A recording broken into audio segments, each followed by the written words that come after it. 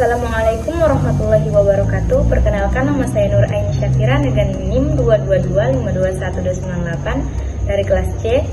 Ingin mempresentasikan PPT saya dengan judul aksi obat pada reseptor growth factor dan reseptor sitokin, dan aksi obat pada reseptor terhubung dengan protein G pada reseptor adrenergik dan reseptor angiotensin. Terima kasih. Aksi obat pada reseptor terhubung dengan protein G. Interaksi antara obat dan reseptor merupakan dasar dari efek farmakologis obat. Salah satu jenis reseptor yang penting adalah reseptor terhubung dengan protein G protein coupled receptor atau GPCR. GPCR berperan dalam berbagai proses fisiologis dan patologis, sehingga menjadi target utama dalam pengembangan obat-obatan. Pemahaman mengenal mekanisme aksi obat pada GPCR memberikan wawasan yang berharga untuk mencapai efektivitas dan keamanan penggunaan obat yang optimal. Selanjutnya ada mekanisme aksi obat pada reseptor adrenergik. Yang pertama, reseptor adrenergik. Reseptor adrenergik adalah salah satu jenis GPCR yang diaktifkan oleh neurotransmitter seperti epinefrin dan norepinefrin. Reseptor adrenergik terdiri dari subtip A dan alfa dan beta yang memiliki fungsi fisiologis berbeda. Yang kedua ada aksi agonis dan antagonis. Obat agonis adrenergik akan berikatan dan mengaktifkan reseptor adrenergik, sedangkan obat antagonis akan berikatan tetapi menghambat aktivitas reseptor. Contoh obat dari agonis adalah epinefrin dan norepinefrin, sedangkan contoh antagonis adalah propranolol dan prazosin. Yang ketiga ada aplikasi klinis. Aktivitas reseptor adrenergik oleh obat agonis dapat dimanfaatkan untuk mengobati kondisi seperti asma, hipotensi, dan gagal jantung. Sementara antagonis adrenergik dapat digunakan untuk mengatasi hipertensi, aritmia, dan glaukoma. Kemudian ada mekanisme aksi obat pada reseptor growth factor dan sitokin.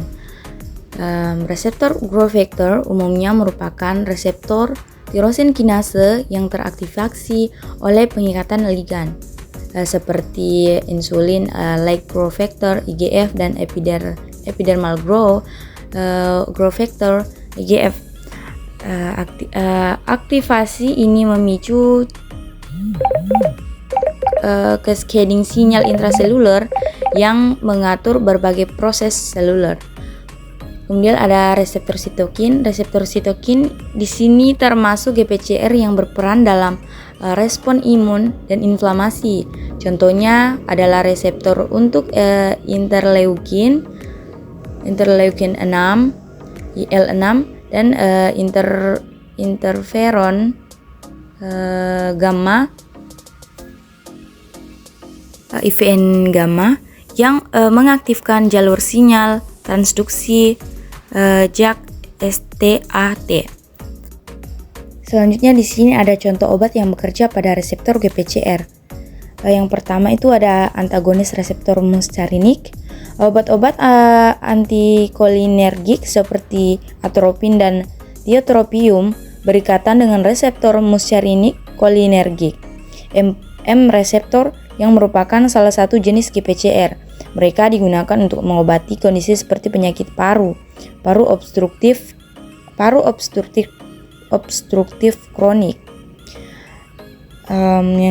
Yang selanjutnya ada antagonis reseptor histamin. Obat-obat antihistamin seperti cetirizin dan loratidin berikatan dengan reseptor histamin H1 yang juga termasuk GPCR. Mereka efektif untuk mengatasi gejala alergi dan reaksi hipersensitivitas. Yang selanjutnya adalah agonis reseptor opioid. Morfin dan derivat opioid lainnya berikatan dengan reseptor opioid, sejenis GPCR.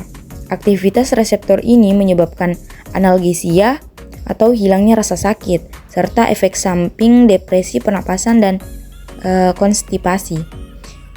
Yang terakhir ada antagonis reseptor dopamin.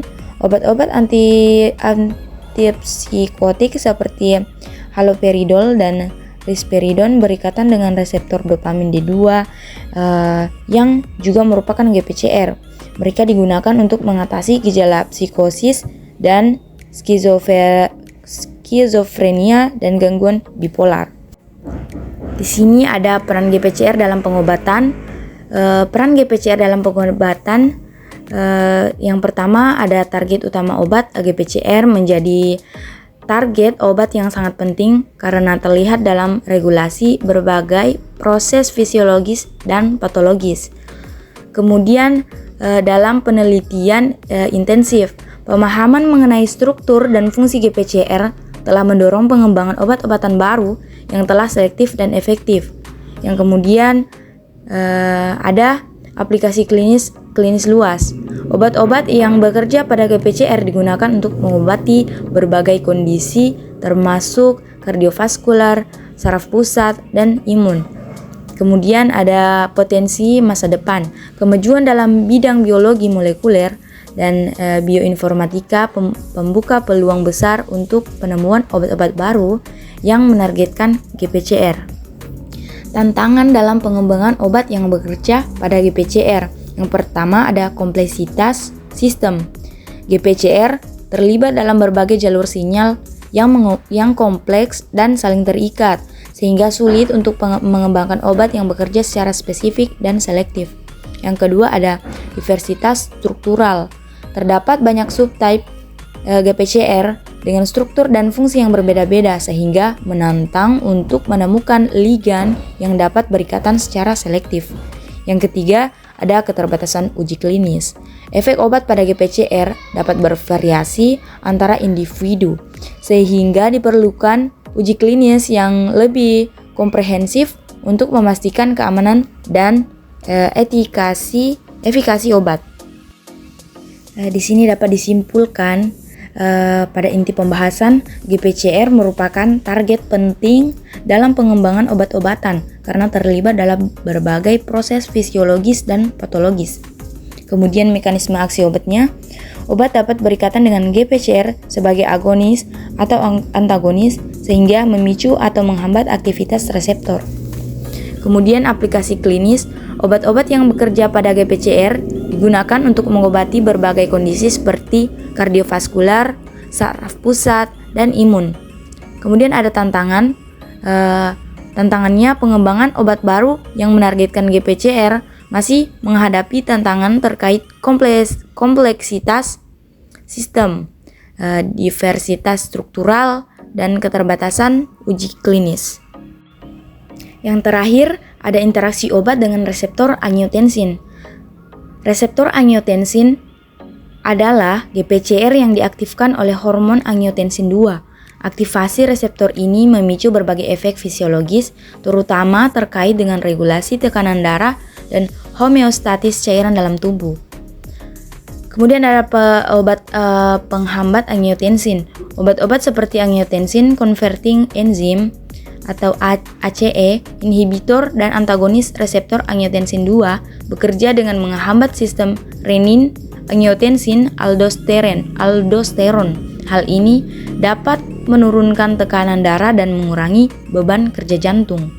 Kemudian ada aplikasi klinis. Obat-obat penghambat angiotensin banyak digunakan untuk mengatasi hipertensi, gagal jantung, dan penyakit ginjal kronis. Selain itu, mereka juga terbukti efektif dalam mencegah dan menunda komplikasi kardiovaskular pada pasien diabetes. Itulah tadi hasil presentasi PPT saya. Lebih dan kurangnya mohon dimaafkan. Saya pamit undur diri. Assalamualaikum warahmatullahi wabarakatuh.